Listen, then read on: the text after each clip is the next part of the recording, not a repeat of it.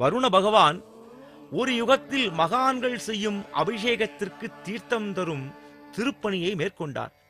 பிரபஞ்சத்தில் கோடிக்கோடியான மகான்களும் சித்த புருஷர்களும் எங்கேனும் அபிஷேக ஆராதனை செய்து கொண்டேதான் இருக்கின்றனர். அவர்களது அபிஷேக நேரத்தின் போது தேவையான தீர்த்தத்தை அளிப்பேன் என்ற வைராகிய சங்கல்பத்தை மேற்கொண்டால் அதை நிறைவேற்றியே ஆக வேண்டும் என்பது நியதி. சிறு பிழை ஏற்பட்டாலும் மன்னிப்பே கிடையாது. தனது சங்கல்பத்தில் எவ்வித இடையூறுமின்றி மகான்களின் இறைவனையும் கால நேரமும் தவறாத பூஜையும் நடைபெற அந்த வருண பகவான் திரு அண்ணாமலைக்கு வந்து ஸ்ரீ அருணாச்சலேஸ்வரரை வேண்டினார். நந்தீஸ்வரின் அருள்வாக்குப்படி வருண பகவான் முட்டி பிரதட்சணமாகவும் ஒற்றைக்காலால் தத்தியபடி ஸ்ரீ அண்ணாமலையை கிரிவலம் வந்தார். அவ்வேளையில், வருணா, நீ எம்மை கிரிவலம் வருகையில் ஓரிடத்தில் நீரூற்று பிறக்கும். அவ்விடத்தில் யாம் வசுந்தரா சுந்தரலிங்கமாய் தோன்றி அருள்பாலிப்போம். அவ்வாறாக வருண பகவான் சிரத்தையுடன் கிரிவலம் வந்திட திரு அண்ணாமலையின் மேற்கு திசையில் ஓரிடத்தில் நீரூற்று விண்ணளாவி உயர்ந்தது. புனிதமான அந்நீரை சிரசில் தெளித்து திரு அண்ணாமலையாரை வணங்கினார் வருண பகவான். நீரூற்றின் அருகே சுயஞ்சோதியாய் வசுந்தரா சுந்தரலிங்கம் ஒளிமயமாய் பிரகாசித்தது. 3ஆம் பிறை சந்திர தரிசன நாளன்று ஸ்ரீ வருணலிங்கத்திற்கு பன்னீர் கலந்த பல புண்ணிய நதிகளின் தீர்த்தங்களினால் அபிஷேகம் செய்து வெண்பொங்கல், வெண்மை நிற ஆடைகள், வெள்ளையில் நீலப்பூக்கள் நிறைந்த சேலைகள் ஆகியவற்றை வருணலிங்க பிரீத்திக்காக ஏழைகளுக்கு தானமாக அளித்திட ஜலத்தினால் விளைகின்ற தோஷங்கள் நீங்கும்.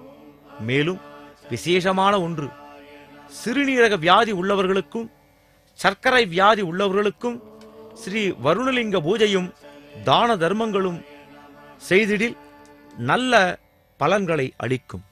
ஓம் நம சிவாய்.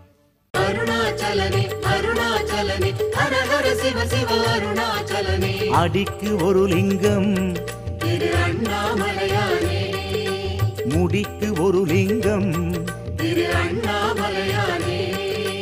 பௌர்ணமி வலம் வருவோம் திரு அண்ணாமலையானே, புண்ணியம் இது அல்லவோ திரு அண்ணாமலையானே. சிவ சிவ ஓம் அரஹர ஓம் அண்ணாமலையானே. தினம் வலம் வருவோம், கிரி வலம் வருவோம் அண்ணாமலையானே, திரு அண்ணாமலையானே.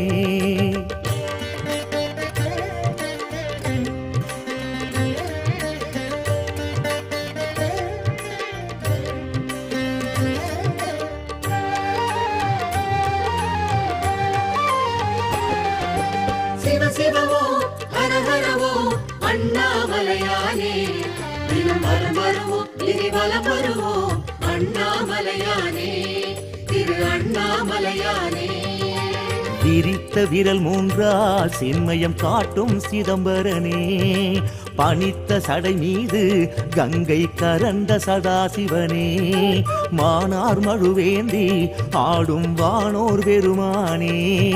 சீரார் பெருந்துறையில் அருளும் துறையே அருள்வாயே. வாங்கும் மூச்சில் நீயே வாசியோகம், வடக்கு மேற்கில் நீயே வாயுலிங்கம். தூங்கும் போதும் சுவாசம் சிவசம்போகம். நிலையை அடைந்தால் எம் ஜீவன் சிவனாகும். அருணாச்சலனே அருணாச்சலனே ஹரஹர சிவ சிவ அருணாச்சலனே. கலியுகத்தில் உயிர்களுக்கு காற்று இன்றியமையாதது. ஆனால் அந்த காற்றை மாசுபடுத்துகின்ற தீவினைகளில் மனிதர்கள் ஈடுபடுகின்றார்கள்.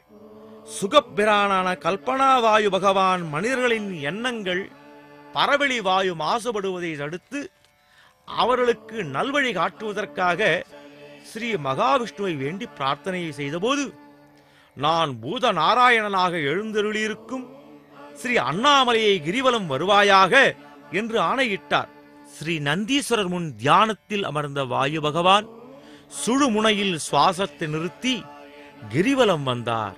சுகப்பிராண கல்பனா, நீ எம்மை கிரிவலம் வந்து எங்கு நீ இதுவரை உணர்ந்திராத தென்றல் காற்றை அனுபவிக்கின்றாயோ அவ்விடத்தில் யாம் வம்சீதரண பூப்பிரஸ்த லிங்கமாய் காட்சி தருவோம்.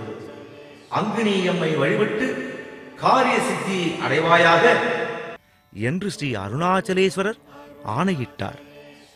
இவ்வாறாக வாயு பகவான் சுழுமுனையில் சுவாசத்தை நிலைநிறுத்தி கிரிவலம் வந்திட அடி அண்ணாமலை பகுதியை தாண்டியவுடன் ஒரு சுகந்தமான நறுமணம் வீசுவதை உணர்ந்தார். வாயு பகவான் இதுவரை உணர்ந்திராத பஞ்சகிருத்திகா வாயுவின் ஸ்பரிசத்தை அங்கு உணர்ந்து ஆனந்தம் கொண்டார். அவ்விடத்தில் பஞ்சகிருத்திகா மூலிகையின் பூக்கள் ஒளிர்ந்து பிரகாசித்தன. அவற்றின் நடுவே வம்சீதரண பூப்பிரஸ்தலிங்கம் சுயம்புலிங்கமாய் பிரகாசித்தது. இதுவே இன்று வாயுலிங்கம் என்று அழைக்கப்படுகின்றது. வாயு பகவான் முறையாக வாயுலிங்கத்தை வழிபட்டு அதில் ஐக்கியமும் அடைந்து இன்றும் தன்னை முறையாக வழிபடுவோருக்கு பல கொடிய கர்ம வினைகளை கழிப்பதற்கு பிராயச்சித்த முறைகளை அருள்கின்றார். வாயுலிங்கத்தை வழிபடுவதற்கு புதன்கிழமைகளில் புதஹோரையில் மணமுள்ள வாசனை திரவியங்கள் கலந்த புண்ணிய நதி தீர்த்தங்களால் அபிஷேக ஆராதனைகள் செய்து பச்சை நிற ஆடைகள், கீரை போன்ற உணவு வகைகளை ஏழைகளுக்கு தானமளித்து வழிபட வேண்டும். குளிர்சாதனத்துறை, ஸ்ப்ரே பெயிண்டிங், சுவாசக்கருவிகள், சுவாச மருந்து துறை, மயக்க மருந்து துறை மருத்துவர்கள், காற்று உபகரணங்கள் சுத்தம் செய்வோர் போன்ற துறையினர் திரு அண்ணாமலையை கிரிவலம் வந்து வாயுலிங்க பகவானை அபிஷேக ஆராதனை செய்து வழிபட்டால் தங்கள் துறைகளில் சிறப்பிடம் பெறுவர். மேலும் காசநோய் உள்ளவர்கள், இருதய நோய் உள்ளவர்கள், மாரடைப்பு போன்ற நோய்கள் உள்ளவர்கள் திரு அண்ணாமலையில் ஸ்ரீ வாயுலிங்க பகவானை மேற்கூறிய முறையில் வழிபட்டால் நிச்சயமாக நலம் உண்டாகும். ஓம் நம சிவாய.